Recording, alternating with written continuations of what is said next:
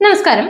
BJP സർക്കാർ അധികാരത്തിൽ വന്നാൽ കാവി ഉടുത്ത് രുദ്രാക്ഷമിട്ട് വാർത്ത വായിക്കുമെന്ന് പറഞ്ഞ ന്യൂസ് റീഡറും ഈ പ്രമോ അടിച്ച എയറിലായ ന്യൂസ് 18 ഇത്തവണത്തെ തിരഞ്ഞെടുപ്പ് കാലത്തെ ചാനൽ ദുരന്തം.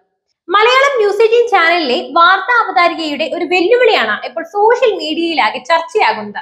എൻ.ഡി.എ അധികാരത്തിൽ വന്നാൽ കാവി വസ്ത്രമണിഞ്ഞ് രുദ്രാക്ഷമാലയിട്ട് വാർത്ത വായിക്കുമെന്നാണ് അവതാരികയുടെ വെല്ലുവിളി. മലയാളം ന്യൂസ് 18 ഡെപ്യൂട്ടി ന്യൂസ് എഡിറ്ററായ അപർണയാണ് കേട്ടോ കഥയിലെ താരം. ഒരു പബ്ലിക് പ്ലാറ്റ്ഫോമിൽ വന്ന ഇത്രയും വലിയ വെല്ലുവിളി നടത്തുന്നതിന് മുമ്പ് അവർ അതിന്റെ പരിണിത ഫലം ആലോചിക്കഴിഞ്ഞിട്ടാണോ അതോ ട്രോൾ പേജുകളിലൂടെയെങ്കിലും തന്നെ നാലാൾ അറിയട്ടെ എന്നോർത്തിട്ടാണോ എന്തോ ഇത് പറഞ്ഞതിന് തൊട്ട് പിറകെ തന്നെ മാനേജ്മെന്റ് പരിപാടി അങ്ങ് ക്യാൻസൽ ചെയ്തു.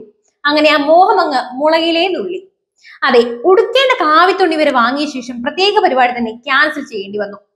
ന്യൂസ് 18 നെറ്റ്വർക്കിന്റെ ദേശീയ തലത്തിലെ നിലപാടിന് വിരുദ്ധമായി നിന്നാൽ കയ്യടി കിട്ടുമെന്ന് മാത്രം കരുതിയായിരുന്നില്ല ഈ കോപ്രായം. കമ്മ്യൂണിസം മാത്രം ശരിയെന്ന് കരുതുന്ന നിഷ്പക്ഷ മാധ്യമ പ്രവർത്തക കുപ്പായമിട്ട അവിടുത്തെ ഒരു സംഘത്തിന്റെ പ്ലാൻ ആയിരുന്നു അത്.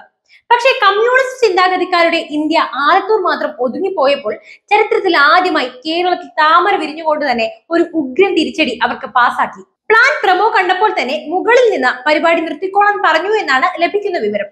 അല്ലെങ്കിൽ മലയാളം ന്യൂസ് 18 നെറ്റ്വർക്ക് എന്നേക്കുമായി ഷട്ടർ ഇടുമായിരുന്നു. സ്വയം കുഴി തോണ്ടാൻ നിന്നുകൊടുത്ത മാപ്രകൾക്ക് നമോവാകം.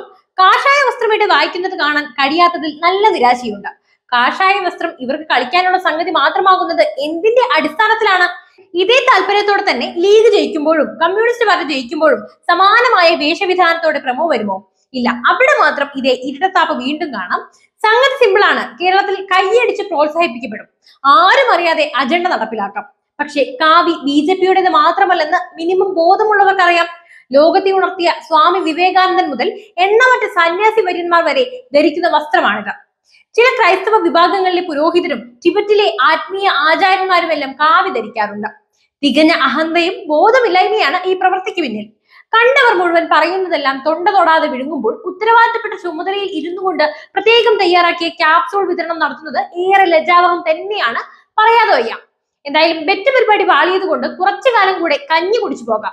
ഇല്ലെങ്കിൽ ഒരു ചാനൽ തന്നെ ഇല്ലാതാക്കിയതിന്റെ ക്രെഡിറ്റ് പ്രമുഖ അവതാരകയ്ക്ക് ബോണസ് ആയേനെ.